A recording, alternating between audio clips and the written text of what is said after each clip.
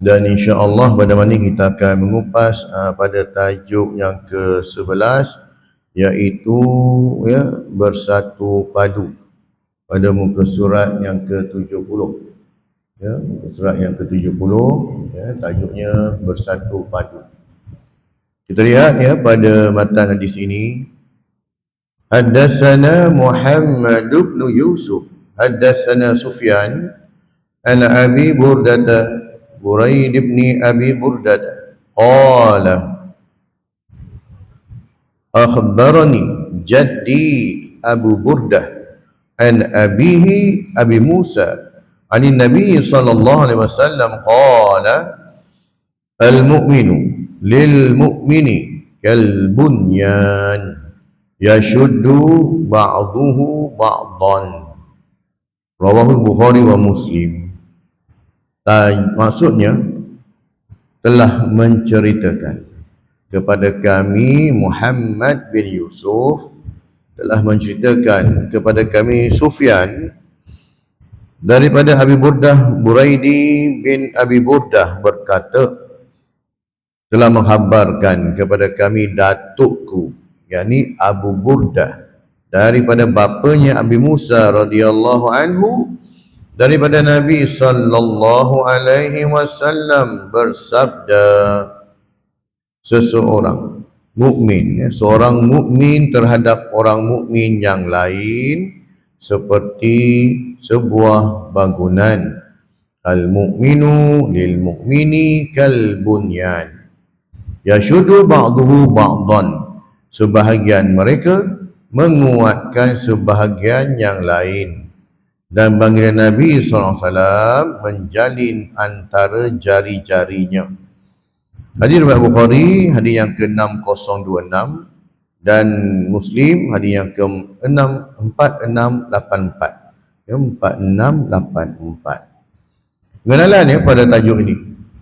Rasulullah SAW merupakan tokoh perpaduan dalam sejarah Islam yang kita dapat lihat dalam banyak aspek kehidupannya, sama ada sewaktu di Mekah maupun di Madinah.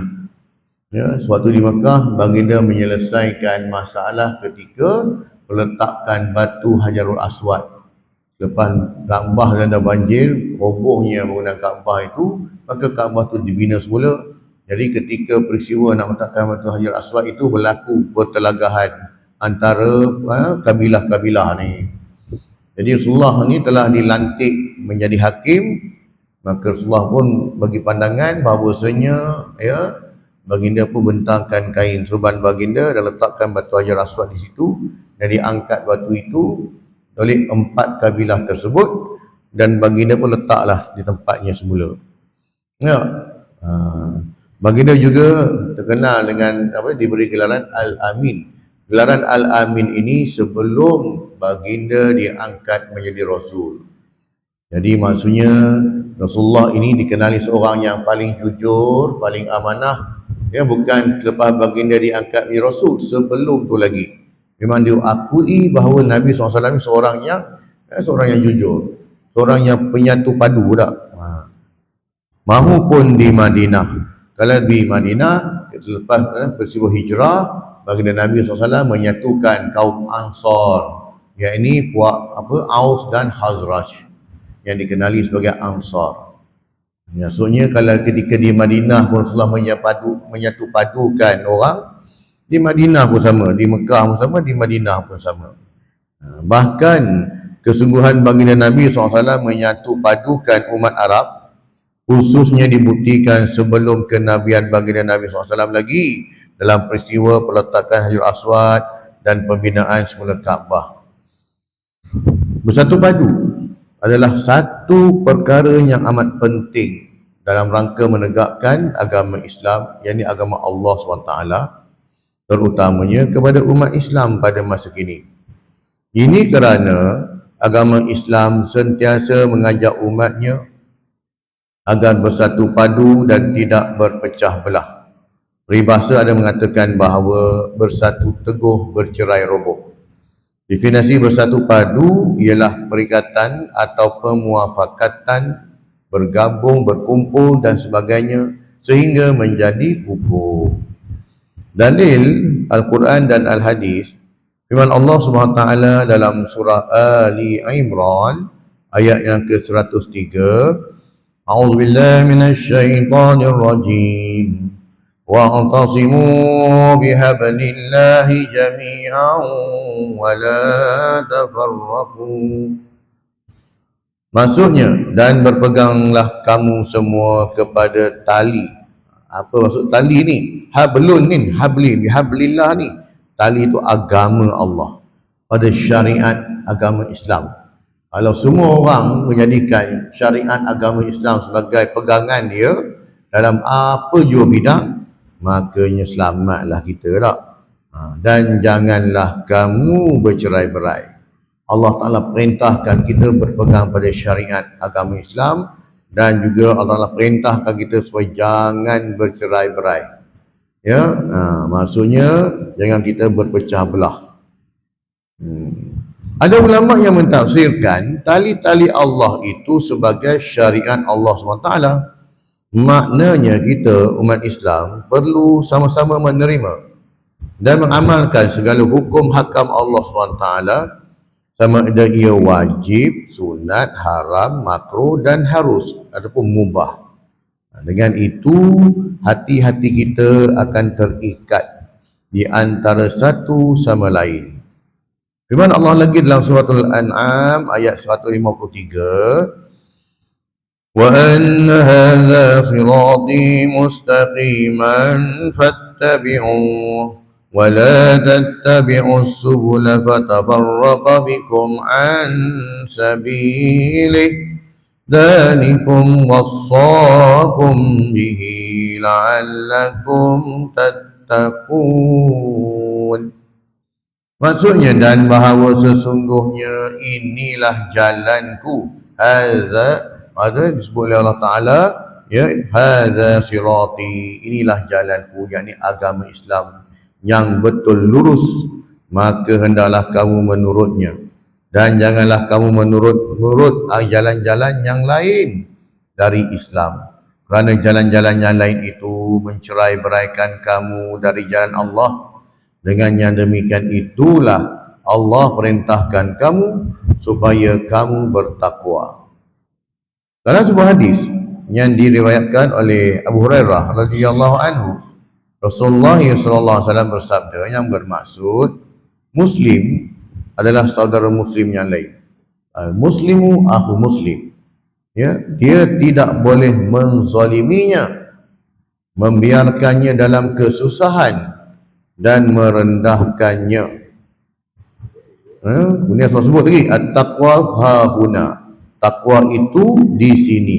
Baginda Nabi SAW menunjukkan ke arah dadanya 3 kali. Maksudnya sifat takwa itu berpunca dari hati kita. Berpunca dari hati kita. So tunjuk 3 kali di situ.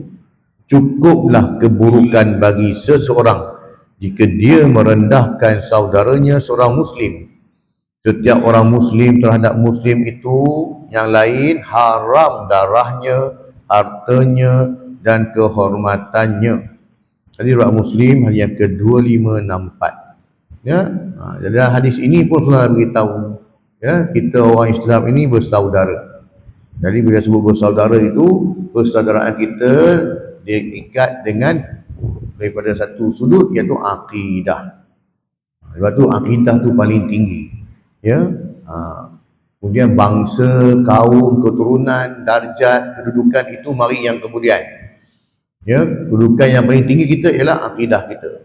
Bila seorang itu mengucapkan kalimah la ilaha illallah, walau apa pun bangsa dia, walau apa pun latar belakang hidup dia, dia saudara kita. Seperti mana Bilal bin Rabah yang berasal daripada Habsyah lah. Bila mana mengucapkan kalimah la ilaha illallah, dia ni saudara kita. Sama juga Salman Al-Farisi tak? Daripada Parsi. Bukan dia bukan orang Arab, dia orang Parsi. Dia ucapkan kalimah la ilaha illallah, dia saudara kita. Sebab tu persaudaraan Islam ini dia cukup luas. Dalam Islam, segala sesuatu ada rukunnya. Maka rukun bersatu itu boleh dibahagikan kepada 5 bahagian. Apa dia tu? Yang pertamanya bersatu dari sudut akidah. Keyakinan dan pegangan kita mesti tepat sebagaimana yang dikehendaki dalam i'tiqad ahli sunnah wal jamaah, ya, iaitu meyakini keenam rukun iman dengan sebenarnya. Kalau ada yang beriktikad atau berakidah selain ahli sunnah wal jamaah, sudah pasti tertolak. Rukun iman kita 6 perkara, ya, daripada beriman pada Allah sampai beriman pada hari kebangkitan, beriman pada qada dan qadar. Kita tidak beriman selain pada itu. Ya, kalau dalam Syiah diletakkan al-imam, al-imamah, ditambah ke situ lagi, tak. Mana datang ahli sunnah wal jamaah ambil rukun iman ni? Ya, dalam Quran lah. Ya, dalam surah Al-Baqarah, amana rasulu bima unzila ilaihi rabbihi wal mu'minun kullun amana billahi wa malaikatihi wa kutubihi wa rusulihi. Ya. Jadi dari situ. Jadi ada asas dia situ. Ya, Rasulullah pun ajar dalam hadis. Kalau kita baca hadis 40 Imam Nawawi pun disebut, ya kan? Tentang rukun iman dekat situ. Dalam hadis Jibril alaihissalam, tak? Yang keduanya, bersatu dalam syariat, dalam bersyariat. Bersatu syariat itu ialah bersatu dalam menerima dan melaksanakan hukum-hukum Allah SWT, iaitu wajib, sunat, haram, makruh dan harus dalam kegiatan kehidupan kita sehari-hari. Kita tidak dapat melepaskan diri dari salah satu hukum tersebut melalui kerja apapun, baik kerja yang kecil maupun kerja yang besar. Bila kita bangun tidur je, ya, bermula kehidupan kita, maka kita terikat dengan 5 hukum ni lah: wajib, sunat, haram, makruh, harus. Paling kurang dia akan jadi harus. Tak? Mandi harus, tidur harus, jalan harus, tak? Dia paling kurang. Tetapi kalau tidurnya kita itu ikut sunnah Nabi SAW, dia angkat jadi sunnah. Ya? Makannya kita tadi ikut cara Nabi SAW, maka makan tu harus. Tapi sebabkan kita ikut cara Nabi, dia jadi sunnah. Darjat dia beza, tak sama. Ya, itu bezanya. Walaupun hukumnya harus, makan, gosok gigi, bekerja, tidur, tak, bermuamalah, bersahabat tu harus. Tapi bila kita ikut cara Nabi SAW, dia terangkat, itu jadi sunnah, kan? Jadi sunnah Nabi SAW. Kemudiannya, yang ketiganya, bersatu dalam berakhlak. Bersama-sama kita berusaha memiliki akhlak yang baik, mencontohi akhlak Rasulullah SAW dalam segala hal, kan? Ikut cara Nabi SAW, seperti cara makan, cara pakaian, cara sabarnya Nabi SAW, ikhlasnya, tawaduknya, zuhudnya, dermawannya, pemaafnya, bicaranya, bergaulnya, kebersihannya, ibadahnya dan lain-lain yang menjadi sunnah hidupnya. Ikut cara Nabi. Cara berjalan pun cara Nabi, tak? Cara bercakap pun ikut cara Nabi. Di samping itu, hendaklah kita bersama-sama berusaha membuang semua akhlak yang buruk dan keji, seperti sombong, bakhil, penakut, hubud dunia, cinta dunia, pemarah, hasad dengki, keluh kesah dan mazmumah yang lain yang bersarang dalam hati manusia, tak? Sifat-sifat negatif ni kita buang. Ya, jika ini dapat dilaksanakan umat Islam, maka kita akan bersatu. Begitulah sebaliknya. Ya, kalau seorang Muslim itu dia ada tolak ansur, bersikap terbuka, boleh lebih kurang, insya-Allah aman damai lah. Yang keempatnya, bersatu dalam perkara-perkara khilafiyah. Ya, perkara-perkara yang mana ulama berbeza pandangan. Ada ulama yang bersetuju dengan isu tersebut, ada ulama dia tak setuju, dia berpandangan lain, tetapi masing-masing mempunyai hujah dan dalilnya. Ya, bersatu dalam perkara-perkara khilafiyah, perkara-perkara yang menimbulkan pertikaian. Dalam bab ini kita kena bersikap terbuka, berlapang dada dan tenggang rasa, yakni menghormati perasaan orang lain dalam masalah khilafiyah. Ya, biasa masalah khilafiyah ni berlaku dalam bab fiqh lah, antara mazhab. kan, pembayaran zakat, kan, bagaimana kaedahnya dalam bab jual beli, ya. Setiap mazhab ada pandangan-pandangan tersendiri, ya, isu-isu ibadah. Jadi bila isu ni kita meraihkan pandangan dan kita menghormati pendapat orang dan juga pendirian dia berpegang dengan pandangan ini sebab apa? Dia belajar macam ni, apa yang dia terima macam ni, kita pula apa yang kita terima macam ni. Selagi mana dia tidak terkeluar daripada landasan ahli sunnah wal jamaah, makanya tidaklah menjadi isu besar pun. Tidak perlulah menimbulkan, orang kata, bertegang leher, bertegang urat, dia masing-masing nak tegakkan kebenaran masing-masing. Tak. Ada isu yang mana mungkin pada ketika itu kita perlukan pandangan ini. Dalam isu lain, ya, mungkin kita ambil pandangan lain. Contoh apa tuan? Masa PKP hari itu tak? Mana kita ambil pandangan yang kata bismayang renggang-renggang ni? Tak. Kalau ikut zaman Rasulullah tak ada langsung. Bila zaman Rasulullah, Allah sebut apa? As-salatu fi rihalikum. Sembahyanglah di rumah kamu, bukan mari masjid. Tak. Tapi kita ada kelonggaran. Sebab mana datang ni? Bila para mufti, para ulama, mereka ini berbincang, berijtihad, maka kita hormati pandangan mereka. Kalau macam ni aman-aman lah kita. Tapi kalau kita berkeras dengan pandangan kita yang terpencil, aku tak kira, aku tak percaya dengan semua ni, aku nak main rapat juga, kan? Jalankan pandangan ulama ketika itu dan juga pandangan pakar kesihatan kata, ya, tapi disebabkan benda ni kita kena jarakkan 1 meter, makanya dia akan menyebabkan nanti kuman tu tidak, maka kita hormatlah pandangan tu. Sebabnya bagi pandangan pun doktor pakar, dan mulakan pandangan pun para mufti, orang yang merujuk pada kitab, kan? Jadi kita sebagai orang awam, kita hormati pandangan tak? Tapi kalau ada orang yang bertegang nanti, itu atas pendirian terpencil dia lah. Hendaklah kita fahami bahawa Islam memperbolehkan dan membenarkan adanya perbezaan ataupun perbezaan pendapat dalam masalah furu'iyah, benda-benda kecil punya hal, benda-benda yang tidak melibatkan akidah, tidak melibatkan bila mana seorang itu berpandangan demikian maka dia terkeluar daripada agama Islam. Dia percaya ada Tuhan lain selain daripada Allah, itu dah melibatkan akidah, ya. Dia percaya bahawa ada Nabi lagi selepas Nabi Muhammad SAW, itu dah melibatkan akidah, itu bukan perkara fiqah. Dalam bab fiqah ni kita hormati pandangan, cara kita angkat takbir, cara kita letak langan pun berbeza-beza, kan? Antara 4 mazhab pun berbeza-beza lah. Ni kata perkara-perkara furuk yang tidak menyentuh kita punya rukun. Rukun apa tu? Rukun Islam. Jadi dalam perbezaan pendapat dalam masalah furu'iyah tanpa mengganggu atau merosak persoalan asas pokok Islam itu sendiri, bagaimana tidak menyentuh akidah, tidak menyentuh, ya, tentang perkara-perkara yang menyebabkan pembatalan iman, makanya kita raikanlah pendapat tersebut, ya. Yang kelimanya, bersatu dalam menilai kawan dan lawan. Islam telah menetapkan siapakah kawan dan lawan, sahabat dan musuh, maka hendaklah kita sama-sama dapat mengenalinya. Manakala yang menjadi musuh, sama-sama kita jadikan sebagai musuh dan menolaknya tanpa ragu sedikit pun. Ya, siapa musuh kita? Syaitan, iblis. Tak? Mereka ini musuh yang nyata. Ya, mereka ni adu mubin. Al-Quran bersebut musuh yang nyata. Ya.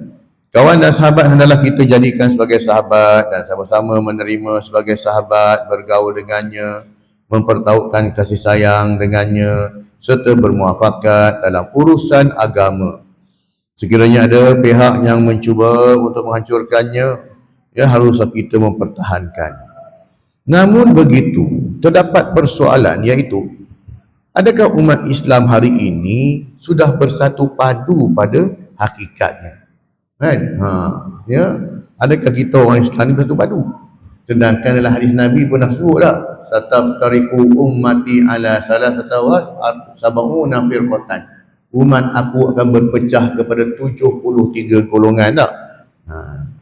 Jadi celah mana kita bersatu ni? Adakah kita dah benar-benar bersatu? Contohnya dalam soal akidah. Adakah kita berpegang kepada akidah Ahlussunnah wal Jamaah? Ya, sebenarnya tidak begitu. Ada dalam kalangan umat Islam yang berakidah Syiah, Mu'tazilah, Mujassimah, Musyabbihah dan lain-lain. Hatta di Malaysia pun demikian. Walaupun ramai majoriti kita ni berpegang pada akidah Ahlussunnah wal Jamaah, ada juga ya, cuma mereka tak menzahirkan, khususnya Syiah ya, dan juga yang lain. Itu ya, itu pun kita dalam landasan boleh berbahas lagi tak. Itu belum kira lagi kumpulan-kumpulan ajaran sesat, macam-macam ajaran ya, yang mana mereka ni kononnya Islam tak, tetapi telah mencarikkan syariat dan juga akidah Islam itu sendiri.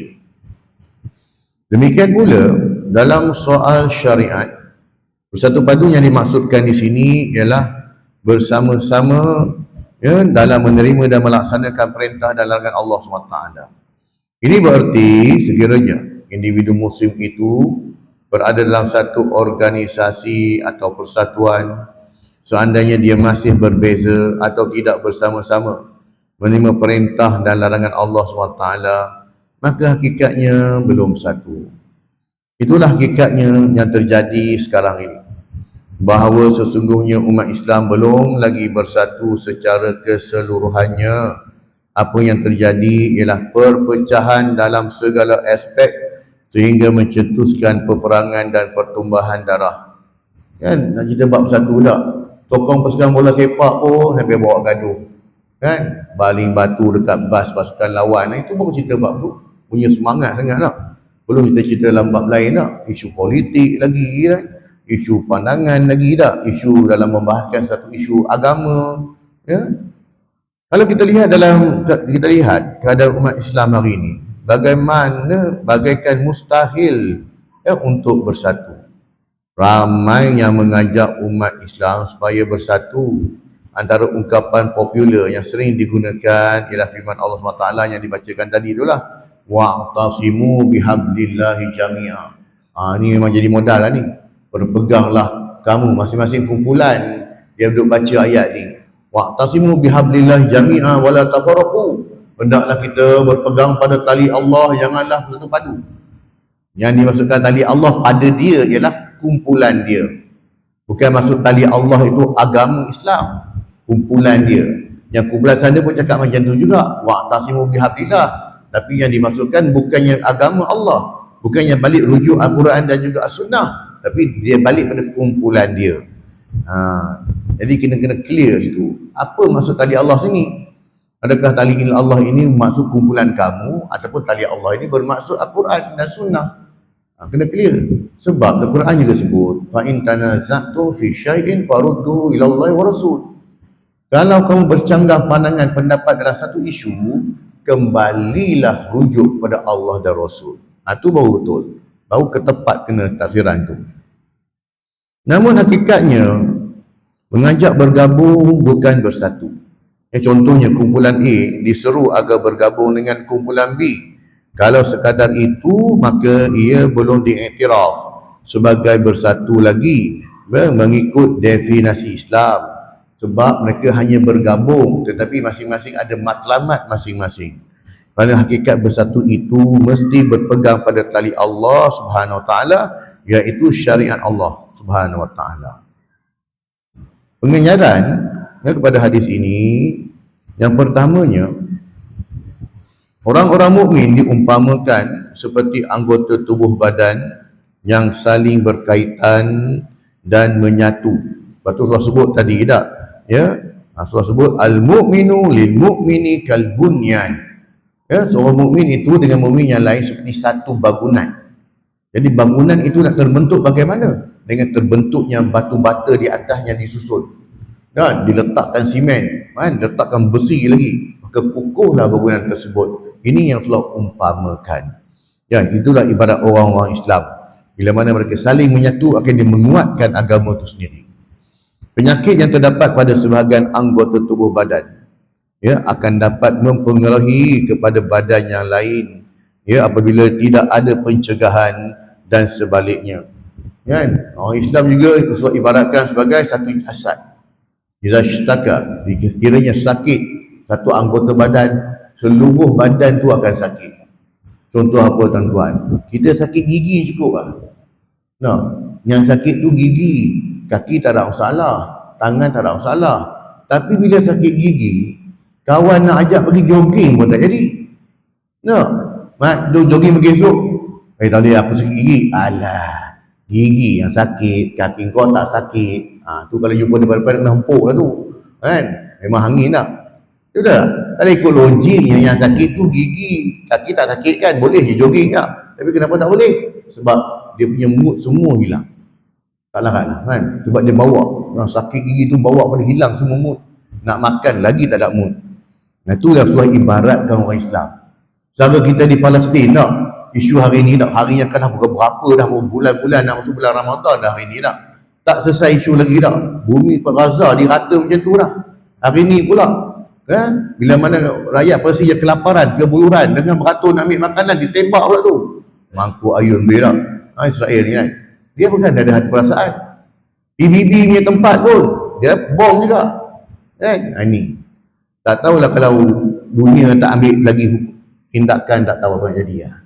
Susah sangat Amerika tu sampai boleh kontrol semua benda kan, backup dia lah kan. Sebab tu lah kenapa Yaman dan juga Oman dia tak peduli. Yaman dia serang kapal-kapal yang menuju ke Israel. Oman dia halang laluan udara dia daripada dilalui oleh jet Amerika. Itulah dua negara miskin yang berani, ya. Setiap negara dia ada peranan dia, negara Islam tak? Jadi itulah, ya. Keduanya, seorang mukmin tidak wajar hanya memikirkan tentang dirinya sahaja. Dia mesti mengambil tahu dan menolong saudara seagamanya sekiranya ditimpa kesusahan. Malah berasa susah hati dan tidak senang duduk melihat orang Islam yang lain ditimpa kesusahan. Ketiga, hilangnya perasaan saling menyayangi, ambil berat, kasihan dan tolong menolong sesama umat Islam memberi isyarat bahawa iman di dalam diri kita sedang dilanda masalah. Bila hilangnya perasaan kasih, hilangnya perasaan nak menolong, hilangnya perasaan belas. Kenapa? Sebab dia bukan kan aku, lantak dia dah. Padahal sama-sama satu akidah. Ya, akidah tu mengatasi segala-galanya. Tapi sebab geram, ya, sebab berbeza pandangan ni, tak kan? Kalau kawan tu ditimpa musibah, suka, gembira pula, padan muka tak? Ini bukan sifat orang mukmin. Ya, bukan sifat orang mukmin. Dan inilah yang kita lihat berlaku di sekeliling kita, termasuklah diri kita sendiri. Yang keempat, pengajaran hari yang keempat, lemahnya kesatuan umat Islam adalah kerana kita tidak saling kuat menguatkan. Lebih menyedihkan ialah bila mana ada sebahagian kita yang selalu tuduh-menuduh, bertengkar dan malah bermusuhan. Yang kelimanya, satu lagi masalah kita ialah hilangnya perasaan kekitaan sesama umat Islam. Perasaan ummatan wahidatan, perasaan satu umat yang pernah disatukan oleh Rasulullah SAW ketika hayat baginda dan disambung usaha itu oleh para sahabat radhiyallahu anhum. Yang keenam, pengajaran yang keenam, perasaan ini telah luntur akibat masing-masing taksub dengan pandangan dan kumpulan masing-masing. Dia kalau taksub ni tuan-tuan, tak jadi apa dah. Apa itu taksub? Taksub itu kita pernah baca dalam hari kiamat dulu pun kita dah belajar dah. Taksub ini dia akan mempertahankan kumpulan dia walaupun kumpulan dia buat salah. Taksub ini dia tetap menghentam musuhnya walaupun musuhnya membawa kebenaran. Ya. Jadi perasaan itu dah luntur. Sebab apa? Sikap taksub. Dan kita juga lebih memilih untuk dikenali sebagai satu-satu bangsa atau satu-satu negara berbanding dikenali sebagai Muslim, yang mana gelaran Muslim itu memadam garisan negara dan memadam warna kulit. Yang ketujuh, sebab itulah kita hilang rasa kekitaan yang Nabi SAW telah gambarkan sebagai satu nilai istimewa kita sesama Muslim, iaitu saling menyayangi, cinta mencintai, bantu-membantu dan doa mendoakan antara satu sama lain. Kita semakin hilang perasaan itu. Kesan bersatu padu ni, dia ada 4 kesan. Berikut merupakan kesan bersatu padu kepada masyarakat dan umat Islam khususnya. Yang pertamanya, bila kita ini bersatu padu, dia memupuk persaudaraan ataupun ukhuwah yang akan menjadi wasilah atau mekanisme untuk mendekatkan diri kita kepada Allah SWT dan Rasulnya. Yang kedua, memupuk nilai dan etika pergaulan sesama umat Islam dan masyarakat. Bersatu juga, yang ketiga, membina jalinan kemesraan dan kasih sayang. Dan yang keempat, memupuk ke arah pengukuhan, perpaduan dan keamanan. Kesimpulan yang dapat kita ambil daripada hadis yang kita bacakan tadi itu, yang pertamanya, apa yang Rasulullah nak pada kita? Yang pertama, Rasulullah merupakan tokoh perpaduan dalam sejarah Islam yang kita dapat lihat dalam banyak aspek kehidupannya, sama ada sewaktu baginda di bumi Mekah ataupun di Madinah. Bahkan kesungguhan baginda untuk menyatu padukan umat Arab khususnya dibuktikan sebelum kenabian baginda Nabi SAW lagi. Isu penting bersatu padu adalah isu dan agenda utama umat Islam, kerana usaha ke arah perpaduan adalah kewajipan dalam agama. Yang keduanya, bersatu padu akan dapat menghidupkan masyarakat dalam suasana berkasih sayang, harmoni, aman, damai, dan menyingkirkan sikap mementingkan diri. Allah SWT memerintahkan umat Islam supaya bersatu padu atas jalan kebenaran dan melarang perpecahan kerana perpaduan Islam ditegakkan atas kebenaran. Sebab itulah dalam Quran disebut wa ta'awanu 'alal birri wat taqwa. Nah, bertolong-tolonglah kamu atas perkara kebaikan, wala ta'awun 'alal ismi wal udwan. Jangan kamu tolong orang yang nak mecah belahkan orang. Jangan kamu tolong orang yang mencetuskan permusuhan. Orang yang ini jangan ditolong. Tapi orang yang mana nak buat benda baik, itu kita kena tolong. Ya. Yang ketiga, umat Islam wajib bersatu padu atas banyak perkara yang sama dan mengenepikan perbezaan yang sedikit itu, kerana umat Islam hanya akan terselamat dari bahaya melalui penyatuan dengan bimbingan golongan ilmuwan, jadi para alim ulama dan pemikir Islam yang memahami tuntutan dan hakikat ini, bukan berasaskan semangat orang awam semata-mata. Kita nak bersatu, bersatulah dengan ilmu, bukan bersatu atas perasaan ataupun sentimen dan juga emosi. Ya, kalau kita bersatu atas dasar ini, dia tak ke mana, tuan-tuan. Kita bersatu atas dasar ilmu dan juga atas dasar pandangan para orang-orang alim, berdasarkan pada hadis Nabi SAW dan juga daripada Quran Karim. Ya, barulah bersatu yang kita itu akan mendapat redha Allah SWT. Kalau bersatu atas sentimen, bersatu atas perasaan taksub, bersatu atas dasar emosi, dia tak ke mana pun. Ya, dia takkan ke mana pun. Sebab ketiga-tiga perkara ini ialah bersatu atas dasar nafsu, bukan bersatu atas dasar Al-Quran juga As-Sunnah. Mana sama, tuan-tuan? Tak sama. Ya. Dan yang keempat, jika sirah nabawiyah telah menunjukkan penyatuan sesama kafir sekalipun dibuat oleh baginda Nabi SAW, maka apatah lagi penyatuan umat Islam yang sudah pasti membawa kepada kebaikan agama, dunia dan akhirat. Rasulullah bentuk negara Madinah tu. Dalam negara Madinah tu bukan semua ada orang Islam, ada juga orang bukan Islam. Maka Rasulullah satukan rakyat Madinah tu dengan dibuatkan piagam Madinah. Ya, piagam Madinah ni macam rukun negara kita lah, lebih kurang macam tu. Tak, kalau rukun iman ini hanya melibatkan orang Islam, jadi tak kena mengena pun dengan orang bukan Islam. Tapi piagam Madinah ini, rukun negara ini menyatukan semua penduduk Madinah, baik engkau ni Islam ataupun kau ni bukan Islam. Sebab masing-masing bertanggungjawab untuk mempertahankan bumi Madinah. Itu asas Rasulullah buat. Jadi maksudnya contoh tu ada lah. Bukanlah maksud contoh tak ada tak. Rasulullah buat piagam Madinah tu sebagai contoh pada kita lah. Kan kalau negara kita ni ada rukun negara tak. Kalau belah negara jiran kita, dia ada Pancasila pula. Kan? Jadi masing-masing negara dia buat satu bentuk rukun, ya, asas negara dia supaya semua rakyat dalam negara dia bersatu padu. Tak kira lah siapa pun kau. Kan? Jadi itulah maksudnya kita pun ikut contoh jugalah. Bukan saja-saja kita buat macam ni. Sebab tu bila umat Islam ni akan bersatu, tuan-tuan, kalau Rasulullah dah sebut ya 73 golongan, lebih banyak daripada perpecahan orang Yahudi dan juga perpecahan orang Nasrani. Umat Islam ni dia akan bersatu bila mana munculnya Imam Mahdi nanti. Itu jam dia buang semua dia punya pahaman, dia buang semua dia punya dia sokong siapa dia hilang. Tetapi yang kita risau, tuan-tuan, bila mana munculnya Imam Mahdi, bermakna Dajjal pun muncul lah. Jadi bila Dajjal dah muncul, kita ada dua pilihan. Sama ada kita menjadi pengikut Imam Mahdi atau kita menjadi pengikut Dajjal. Ini kita fikir. Sebab pengikut Dajjal, dia bukan hanya orang jahil ya.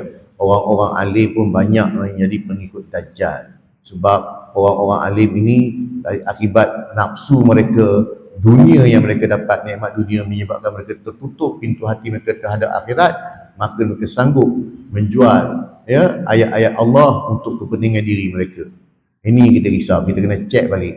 Risau-risau tak? Kita sonok je lah dengar Imam Mahdi nak muncul, Imam Mahdi nak muncul. Kita kena faham. Imam Mahdi muncul, Dajjal pun akan muncul nanti. Ya. Wallahu ta'ala alam. Jadi alhamdulillah tuan-tuan, kita selesai mengupas hadis yang ke-11. InsyaAllah pada kuliah akan datang kita akan masuk ya, dalam bahaskan tajuk yang ke-12 iaitu persaudaraan dalam Islam.